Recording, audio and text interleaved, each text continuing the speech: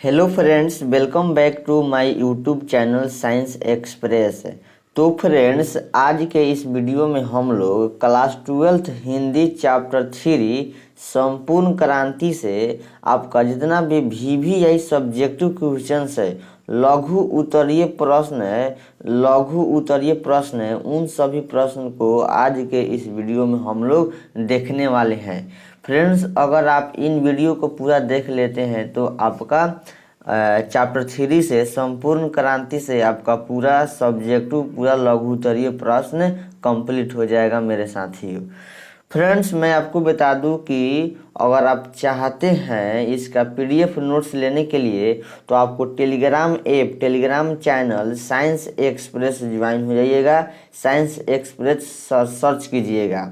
और आपको मैं बता दूं कि डेली वीडियो आप लेना चाहते हैं तो सुबह 7 बजे यूट्यूब पर मिल जाएगा। डेली वीडियो सुबह 7 बजे मॉर्निंग में 7 बजे आपको मिल जाता है डेली वीडियो। ठीक है, तो आप लोग घबराइएगा मत। थोड़ा इधर हम लोग क्वेश्चन टाइप करने में बहुत समय लग रहा है, तो बहुत मेहनत हो रहा है। तो फ्रेंड्स, इसके लिए आप एक लाइक जरूर कीजिएगा और चैनल को सब्सक्राइब भी कीजिएगा और दोस्तों को पास शेयर भी कीजिएगा। तो चलिए दोस्तों, बिना देर की हम लोग आगे प्रश्न देखते हैं और इनको समझते हैं। चलिए आगे देखिए, यहाँ पे फर्स्ट प्रश्न आप देखिए। फर्स्ट प्रश्न यहाँ पे है, देखिए, आंदोलन के नेतृत्व के संबंध में जयप्रकाश नारायण के क्या विचार थे? आंदोलन का नेतृत्व के किस शर्त पर स्वीकार करते हैं? बताइए। आंदोलन के नेतृत्व के संबंध में जयप्रकाश नारायण के क्या विचार थे और आंदोलन का नेतृत्व किस शर्त पर स्वीकार करते हैं? तो इसका डायरेक्ट आप लोग उत्तर लिखिएगा, यहाँ पे इसका आंसर लिखिएगा। देखिए समझिए, मतलब जयप्रकाश नारायण का क्या विचार था वही आपको यहाँ पे लिखना है। ठीक है, तो देखिए यहाँ पे जयप्रकाश नारायण को अपने दो मित्र की छाप दिनकर जी और बेनीपुरी जी। फ्रेंड्स, अगर आपसे ऑब्जेक्टिव में पूछे जयप्रकाश नारायण का दो मित्र कौन थे तो क्या बताइएगा? दो मित्र कौन थे ऑब्जेक्टिव में पूछेगा तो क्या मारिएगा? दिनकर जी और बेनीपुरी जी। दिनकर जी और बेनीपुरी जी जयप्रकाश नारायण का दो मित्र थे। ठीक है, तो यहाँ पे हम लोग देख लिए जयप्रकाश नारायण को अपने दो मित्र की छाप दिनकर जी और बेनीपुरी जी की स्मृतियों के प्रभाव से अपनी जिम्मेदारी का पूरा एहसास था। छात्रों का आग्रह हुआ कि आंदोलन का नेतृत्व करे पर क्रांति की सफलता के लिए उन्होंने सशक्त नेतृत्व करना स्वीकार किया। उनकी शर्त थी कि सबकी बात सुनूंगा। छात्रों की बात इतनी भी ज़्यादा होगी जितना भी समय मेरे पास होगा, उनसे बहस करूंगा। मतलब जयप्रकाश नारायण का यही मतलब उनके जो संपूर्ण क्रांति था, आंदोलन जो भाषण था उनका, उसी के बाद आंदोलन के बारे में संबंध में जयप्रकाश नारायण का यही विचार था कि हम छात्रों को सहयोग करूंगा, छात्रों से बहस करूंगा, सबकी बात को सुनूंगा। ठीक है, सबकी सशक्त नेतृत्व को स्वीकार करूंगा। मतलब जयप्रकाश नारायण का यही विचार था। जयप्रकाश नारायण का क्या विचार थे? यही विचार थे। ठीक है फ्रेंड्स, तो आप एक स्क्रीनशॉट इनको ले लीजिए, तब हम लोग आगे बढ़ते हैं। चलिए हम लोग आगे बढ़ते हैं। देखिए यहाँ पे 2 नंबर प्रश्न, यहाँ पे 2 नंबर प्रश्न देख लीजिए। देखिए यहाँ पे बताते हैं, थोड़ा एडजस्ट कर ले। देखिए 2 नंबर प्रश्न यहाँ पे क्या है? प्रश्न है, जयप्रकाश नारायण के छात्र जीवन और अमेरिका प्रवास का परिचय दे। मतलब जयप्रकाश नारायण का छात्र जब समय मतलब जाना समय छात्र थे और अमेरिका प्रवास का परिचय दे। छात्र और अमेरिका प्रवास का परिचय देना है। इस अवधि की कौन सी बातें आपको प्रभावित करता है ये भी आपको बताना है। ठीक है, तो चलिए इसका उत्तर हम लोग देख रहे हैं। उत्तर देखिए यहाँ पे, आंसर होगा इसका, जयप्रकाश नारायण ने अपने भाषण में अमेरिका प्रवास की बात कही है। अमेरिका में वे मजदूरी करके पढ़ते थे। देखिए, जयप्रकाश नारायण ने अपने भाषण में अमेरिका का प्रवास की बात कही है। अमेरिका में वे मजदूरी करके पढ़ते थे। मजदूरी करके कौन पढ़ते थे? जयप्रकाश नारायण, उन्हीं के परिचय देना है। ठीक है, बचपन में वह मजदूरी करके पढ़ते थे। आप लोग बताइए, आप लोगों को पैसा, खाना, पाना शहर में रहकर पढ़ रहे हैं या गांव में रहकर पढ़ रहे हैं, तो बताइए आप लोगों को कितना ऐस है, ऐस। यह देखिए मजदूरी करके पढ़े थे। ठीक है, पढ़ते थे। देखिए, पढ़ाई के क्रम में वे घोर कम्युनिस्ट बन गए। देखिए, पढ़ाई करते करते वे घोर कम्युनिस्ट बन गए थे। जमाना लेनिन का था। देखिए यहाँ पे, अतः लेनिन के विचारों से प्रभावित थे। लेनिन के मरने के बाद भी और मार्क्सवादी बन गए। ठीक है, लेनिन के मृत्यु के बाद, लेनिन के मृत्यु कब हुआ? 1924 में। आपका ऑब्जेक्ट में पूछेगा कि लेनिन का मृत्यु कब हुआ, तो 1924 लगाइएगा। लेनिन के मरने के बाद और मार्क्सवादी बन गए। अमेरिका प्रवास, देखिए यहाँ पे अमेरिका प्रवास, जयप्रकाश जी कैलिफोर्निया वर्किंग मेडिसन कई विश्वविद्यालय में अध्ययन किया। इनका यही मत था। ठीक है दोस्तों, तो देखिए इसका स्क्रीनशॉट ले लीजिए। इनका यही प्रवास, बचपन का, छात्र जीवन का और अमेरिका प्रवास का अवधि था। ठीक है, एक स्क्रीनशॉट इनका ले लीजिए, तब आगे हम लोग बढ़ते हैं। चलिए देखिए यहाँ पे 3 नंबर प्रश्न। 3 नंबर प्रश्न यहाँ पे है। देखिए, जयप्रकाश नारायण कम्युनिस्ट पार्टी में क्यों नहीं शामिल हुए? यह प्रश्न मोस्ट VVI है। ठीक है, मोस्ट VVI है, नोट कर लीजिएगा। ठीक है, जयप्रकाश नारायण कम्युनिस्ट पार्टी में क्यों नहीं शामिल हुए? तो इसका उत्तर आंसर लिखिएगा। देखिए, जयप्रकाश नारायण अमेरिका से कम्युनिस्ट बनकर लौटे थे, लेकिन भारत आने पर कांग्रेस में दाखिल हो गए। वे कम्युनिस्ट थे, उन्होंने कम्युनिस्ट पार्टी में ही शामिल होना चाहिए था और उन्होंने ऐसा नहीं किया। उन्होंने लेनिन की सीख का अनुपालन करते हुए, देखिए अनुपालन करते हुए कम्युनिस्ट पार्टी में ज्वाइन, मतलब कम्युनिस्ट पार्टी में ज्वाइन कर लिए, कम्युनिस्ट पार्टी में चले गए। लेकिन देश की आज़ादी की महत्ता किसी दल या किसी सिद्धांत की महत्ता से ज़्यादा वरेण्य है। कम्युनिस्ट होकर भी जयप्रकाश नारायण कम्युनिस्ट पार्टी में शामिल नहीं हुए।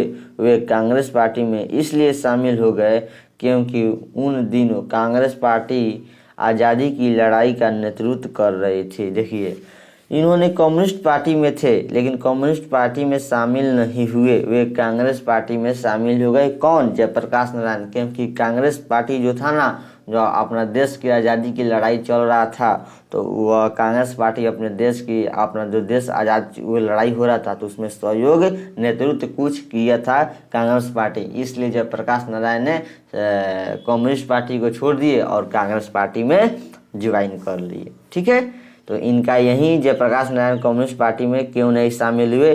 तो इसका मेन मकसद था कि कम्युनिस्ट पार्टी देश की आज़ादी की लड़ाई नहीं कर रहा था, कुछ नेतृत्व नहीं कर रहा था, शामिल नहीं था देश की आज़ादी के लिए। इसी कारण उसी वक्त कम्युनिस्ट पार्टी अपने देश की आज़ादी के लिए नहीं लड़ रहा था, लेकिन कांग्रेस पार्टी अपने देश की लड़ाई के लिए लड़ रहा था। इसलिए जयप्रकाश नारायण जी ने कम्युनिस्ट पार्टी को छोड़ दिए और कांग्रेस पार्टी में ज्वाइन कर लिए। तो यहाँ पे प्रश्न क्या था? जयप्रकाश नारायण कम्युनिस्ट पार्टी में क्यों नहीं शामिल हुए? तो इसका कारण यही था। ठीक है, एक स्क्रीनशॉट इसका ले लीजिए। तो चलिए आगे हम लोग बढ़ते हैं। देखिए 4 नंबर प्रश्न यहाँ पे, देखिए 4 नंबर यहाँ पे देखिए प्रश्न। 4 नंबर प्रश्न है, बापू और नेहरू की किस विशेषता का उल्लेख जयप्रकाश नारायण ने अपने भाषण में किया है? बापू और नेहरू की किस विशेषता का उल्लेख जयप्रकाश नारायण ने अपने भाषण में किया है? जयप्रकाश नारायण का चैप्टर कौन है? संपूर्ण क्रांति। संपूर्ण क्रांति क्या है? भाषण है। ऑब्जेक्टिव में पूछेगा संपूर्ण क्रांति एक क्या है, तो भाषण मारिएगा। ठीक है, तो देखिए इसका उत्तर देखिए, ध्यान से समझिएगा। लोकनायक जयप्रकाश नारायण, देखिए जयप्रकाश नारायण को क्या कहते हैं, लोकनायक कहते हैं। जयप्रकाश नारायण को क्या कहते हैं, लोकनायक, याद रखिएगा। जयप्रकाश नारायण को क्या कहते हैं, लोकनायक। ऑब्जेक्टिव के लिए मोस्ट VVI है प्रश्न, ठीक है। देखिए लोकनायक जयप्रकाश नारायण गांधी और नेहरू दोनों की विशेषताओं से प्रभावित थे। गांधी की बातों को जब स्वीकार नहीं करते थे तो गांधी जी प्रेम से उन्हें समझाते थे। उनकी अस्वीकृति को वे बुरा नहीं मानते थे। उनका यह विचार महानता का घोतक था। लोकनायक उनकी इस विशेषता से अधिक प्रभावित थे। नेहरू जी पर राष्ट्रीय नीति के विरोधी थे। नेहरू जी पर राष्ट्रीय नीति के विरोधी थे कौन, गांधी जी। परंतु उनके, आगे देखिए, परंतु उनके यहाँ पे देखिए समाजवादी विचारों से प्रसन्न थे। नेहरू जी उनकी आलोचना से कभी विचलित नहीं होते थे और न अपनी नाराजगी उनके प्रति दर्शाया करते थे। लोकनायक उनकी महानता के इस विशेष गुण से अति प्रभावित थे, ठीक है, अति प्रभावित थे गांधी जी के इस गुण से। जयप्रकाश नारायण जी इसका स्क्रीनशॉट ले लीजिए, अति प्रभावित थे। इस चैप्टर में जयप्रकाश नारायण अपने भाषण में इसका कुछ विशेषता उल्लेख किए हुए हैं बापू और नेहरू के बीच में, ठीक है। ले लीजिए, स्क्रीनशॉट ले लीजिए। चलिए 5 नंबर प्रश्न देखिए। 5 नंबर प्रश्न आपके सामने यहाँ पे देखिए, थोड़ा बड़ा है कि ना, देखिए 5 नंबर प्रश्न है यहाँ पे, भ्रष्टाचार की जड़ क्या है। क्या आप जेपी, देखिए यहाँ पे जेपी लिखा हुआ, जेपी मतलब जेपी मतलब जे से जयप्रकाश, जेपी मतलब जयप्रकाश, जे से जय, पी से प्रकाश, जयप्रकाश, ठीक है, याद रखिएगा। देखिए 5 नंबर, भ्रष्टाचार की जड़ क्या है। आप जेपी से मतलब जयप्रकाश से सहमत है। इसे दूर करने के लिए क्या सुझाव देंगे। इसे दूर करने के लिए क्या सुझाव देंगे। देखिए इसका उत्तर लिखिएगा। आज देश की आज़ादी मिल गई है किंतु इस स्वतंत्र देश में जनता कराह रही है। भ्रष्टाचार है जहां जनता का कोई काम ही निकलता बिना रिश्वत दिए। सरकारी दफ्तरों में हर प्रकार का अन्याय बढ़ता जा रहा है। बात सही है, सरकारी जो काम हो रहा है वहाँ पे अनेक प्रकार का अन्याय बढ़ता जा रहा है और जनता दबी जा रही है। शिक्षा संस्थाएं भ्रष्ट हो रही है। हजारों नौजवानों का भविष्य अंधेरे में पड़ा हुआ है। बात सही है, हजारों स्टूडेंट का भविष्य अंधेरे में पड़ा हुआ है। जीवन नष्ट हो रहा है और गुलामी की शिक्षा दी जा रही है। बात सही है, गुलामी की शिक्षा दी जा रही है। शिक्षा पाकर लोग दर दर भटक रहे हैं नौकरी के लिए फिर भी बिना रिश्वत दिए कहीं नौकरी नहीं मिल पाती। बात सही है, उन्हें कहीं नौकरी नहीं मिल पाती। देखिए यहाँ पे जीवन नष्ट हो रहा है। बात सही है, वे गुलामी की शिक्षा दी जा रही है। शिक्षा पाकर लोग दर दर भटक रहे। बात सही है, नौकरी के लिए भी फिर भी बिना रिश्वत दिए कहीं नौकरी नहीं मिल पाती। बात सही है, कहीं भी नौकरी नहीं मिल पा रही है, इतना भ्रष्टाचार हो गया है। वह जयप्रकाश नारायण ने बोल रहे थे अपने चैप्टर में, ठीक है। स्क्रीनशॉट ले लीजिए इसका, देखिए यहाँ पे ले लीजिए। आगे बढ़ते हैं हम लोग 6 नंबर प्रश्न पर। प्रश्न नंबर 6 है, यहाँ पे ध्यान से पढ़ेंगे, ठीक है। प्रश्न यह बहुत ही महत्वपूर्ण है। 6 नंबर प्रश्न है, VVI प्रश्न इसका आप लोग नोट कर लीजिएगा यहाँ पे, ठीक है। देखिए VVI है, VVI वेरी इंपॉर्टेंट, ठीक है, याद रखिएगा। दलविहीन लोकतंत्र और साम्यवाद में कैसा संबंध है। फ्रेंड्स आप कहेंगे कि हमको हंसा क्यों नहीं रहे हैं, तो फ्रेंड्स हमको यह काला नहीं है कि आपको भुलटिया कर रखे, आप लोग डायरेक्ट पढ़ाई पर बात करें। हमको भुलटियाने हंसाने नहीं आता है, ठीक है। तो आप लोग कहेंगे कि डायरेक्ट आप पढ़ाई रहे हैं तो हमको भुलटियाने नहीं आता है। बहुत लोग भुलटियाता है, कॉमेडी करता है, हमको कॉमेडी करने नहीं आता है। आप लोग सिखाएंगे तो सीख जाएंगे। चलिए आगे देखते हैं। तो दलविहीन लोकतंत्र और साम्यवाद में कैसा संबंध है। दलविहीन लोकतंत्र और साम्यवाद में कैसा संबंध है यह आपको बताना है। तो उत्तर में लिखिएगा। देखिए दलविहीन लोकतंत्र की परिकल्पना लेनिनवाद और मार्क्सवाद में निहित है। देखिए दलविहीन लोकतंत्र और साम्यवाद की परिकल्पना किसमें है।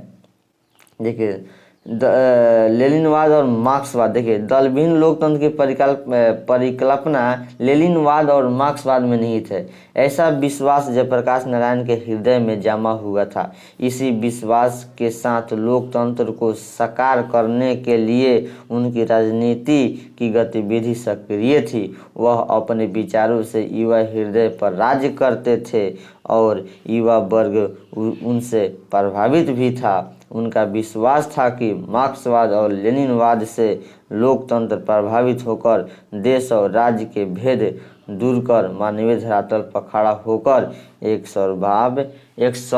सार्वभौम सत्ता का रूप लेगा। उनका यही कहना था दलविहीन लोकतंत्र और मार्क्स साम्यवाद के बारे में। ठीक है, इसका स्क्रीनशॉट लीजिए, तब तक आगे हम लोग बढ़ते हैं। चलिए आगे हम लोग 7वां प्रश्न नज़दीक आ चुके हैं, लास्ट है, शायद लास्ट प्रश्न है आपका, या नहीं आगे थोड़ा एक आध दो और है। देखिए प्रश्न 7 है, संघर्ष समितियों से जयप्रकाश नारायण की क्या अपेक्षाएं हैं? संघर्ष समितियों से जयप्रकाश नारायण की क्या अपेक्षाएं हैं? उत्तर लिखिएगा।